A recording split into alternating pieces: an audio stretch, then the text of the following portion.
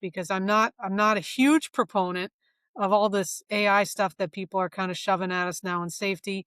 Um, that's just me.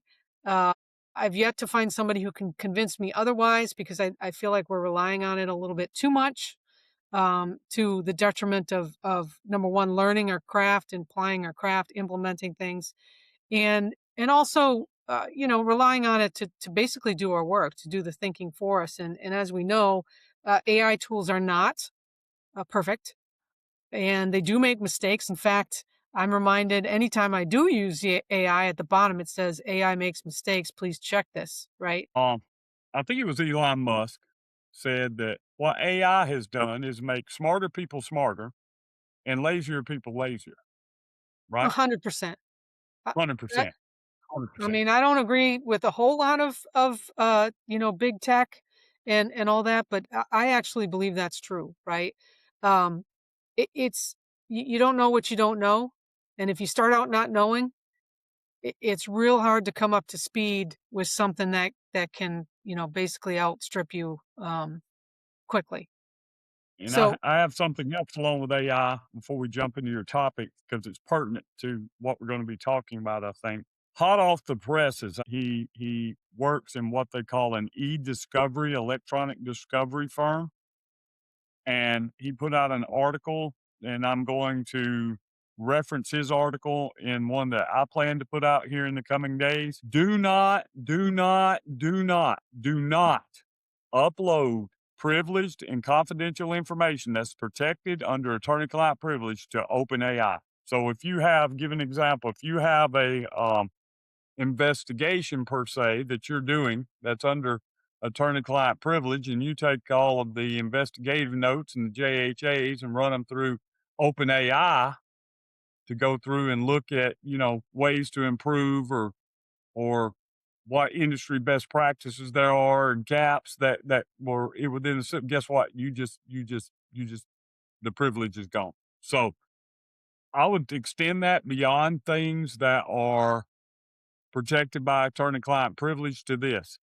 Anything that is confidential and proprietary to your company, be very cautious about uploading it to OpenAI because that's how the system learns. We're sharing information, we're sharing data, it takes that data back, and that's why it would violate the privilege, right?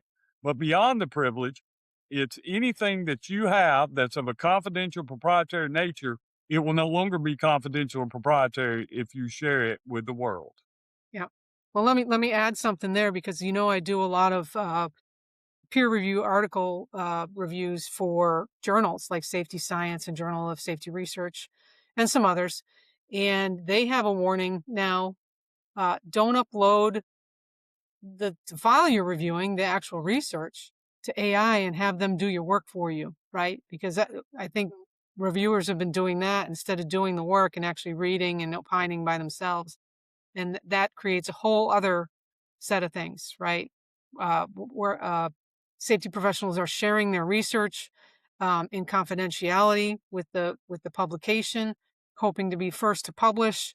And if it's getting out on AI first, AI learns, and they use that. AI can use that in somebody's search during the next thing, and all of a sudden your work is out there before you intended for it to be published, right? So 100%. I think that's great. That's great. Anything you want to keep confidential, do not upload to OpenAI. Now, it's kind of somebody pointed out we was having this discussion yesterday. I called it closed AI. That may not be the term, right? But he said that's an oxymoron, and he might be right. But enterprise AI does not share your information to the AI platform, and hence is not there on the global file sharing, if you will, information sharing ways that AI functions in an open AI standpoint. So you can have an enterprise AI that you use in your organization that allows you to retrieve information, but it does not publish your information, your confidential information right. But to you have the to to understand the that there AI. are severe limits to whatever you're calling closed AI or enterprise AI, right? You're not going to have it do the things that OpenAI would do, but you're also not going to break the privilege, right? So you're not going to be able to review things against a huge database of JHAs or best practices or things of that nature. And that's where I'm coming from, James. When I look at this, to be skeptical about this stuff, I I just feel like it's exactly like you said, Elon said, right? Smarter people get smarter, and lazier people get lazier. I won't use the D word. Uh, uh, dumber people get dumber. Well, I guess I will use the D word, but um, we have to be careful here how we use AI, and that we're not basically relying on it to the detriment of actually being good at what we do and being diligent about what we do.